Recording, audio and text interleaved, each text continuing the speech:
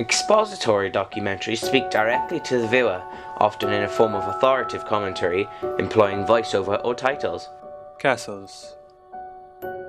They dominated the medieval landscape, and Romania has some of the most famous in the world. Today, most of them became relics, with many of their secrets buried in time. And Shiria's fortress is no exception.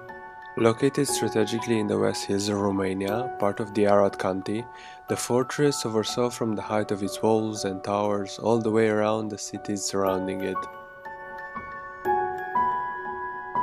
These films are rhetorical and try to persuade the viewer they might use a rich and strong, loud male voice. This is the voice of God commentary, and it often sounds objective and omniscient. Images are often not paramount, they exist to advance the argument. The rhetoric insistently presses upon us to read the images in a certain fashion. Historical documentaries in this mode deliver an unproblematic and objective account and interpretation of past events.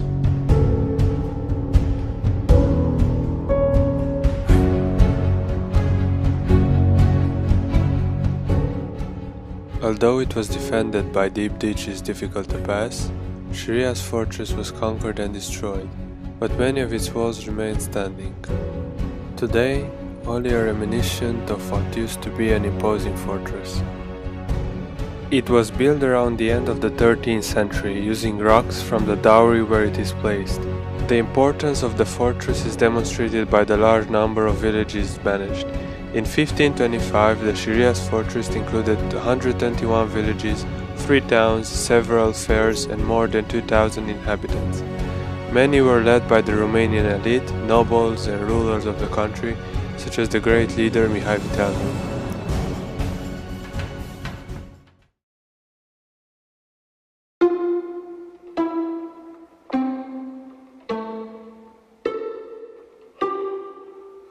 The poetic mode of documentary film tends to lean towards subjective interpretations of its subjects. Light on rhetoric documentaries in the poetic mode forsake traditional narrative content. Individual characters and events remain undeveloped in favor of creating a particular mood or tone. This is particularly noticeable in the editing of poetic documentaries, where continuity is virtually of no consequence at all.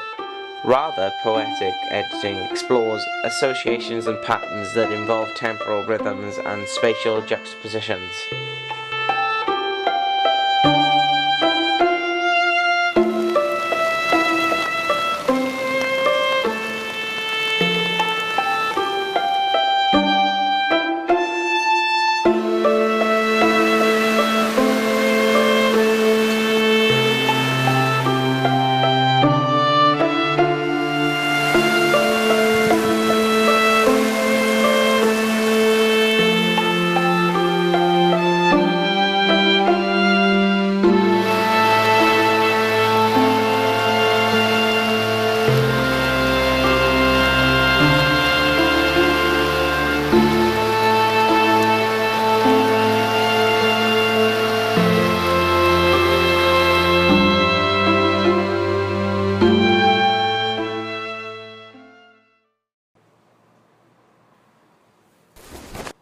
Emphasizing the documentary filmmaker's engagement in observing the subject's daily life and circumstances and documenting them with an unobtrusive camera, by maintaining the observational mode, the director allowed the subject to forget the presence of the camera and behave more naturally, thereby letting the audience get a better sense of how she or he really feels about having such an unusual abundance of facial hair or any difference or whatever.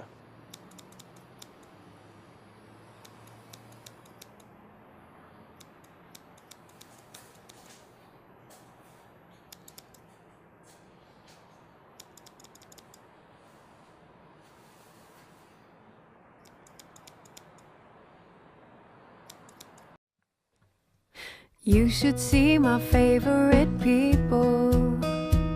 You'd catch a glimpse of gold through their skins. I walk on air whenever I'm with them. They're where the happiness begins. And I My name is Taylor Davis. In the participatory mode, the filmmaker does interact with his or her subjects rather than obtrusively observing them. This interaction is present within the film.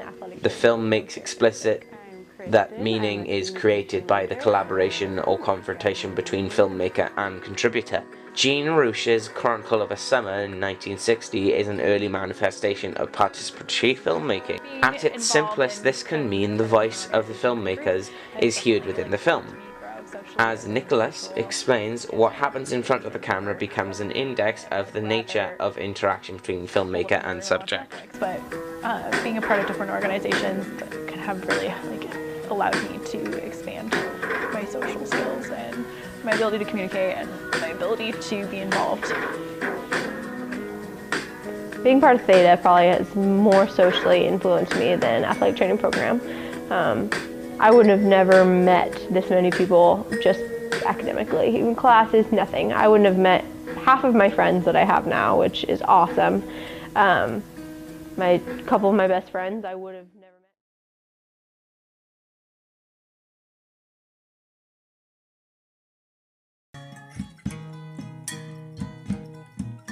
The reflexive mode considers the quality of a documentary itself, demystifying its process and considering its implications. In Dziga Vertrov's Man with a Movie Camera, 1929, for example, he features footage of his brother and wife in the process of shooting footage and editing, respectively. The goal in including these images was to aid the audience in their understanding of the process and construction in film, so that they could develop a sophisticated and critical attitude. I think the first time I picked up a paintbrush, I was 6 years old. I've always enjoyed expressing myself through art making and music. I'm not quite sure how to describe my style of art. I think it's quite diverse. I guess I enjoy tapping into my inner child when it comes to art making. I broke up with my first boyfriend on May 5th. We dated for 3 years. Just a little more than 2 years and 9 months. We've been living together for a long time. He was going to school in New Hampshire and I was in Boston. Almost our entire relationship was a long-distance relationship. It was really hard to find time for each other. Performative documentaries stress subjective experience and emotional response to the world. They are strongly personal and unconventional, perhaps poetic and/or experimental, and might include hypothetical enactments of events designed to make us experience what it might be like for us to possess a certain specific perspective on the world that is not our own. Performative documentaries often link up personal accounts or experiences with larger political or historical realities.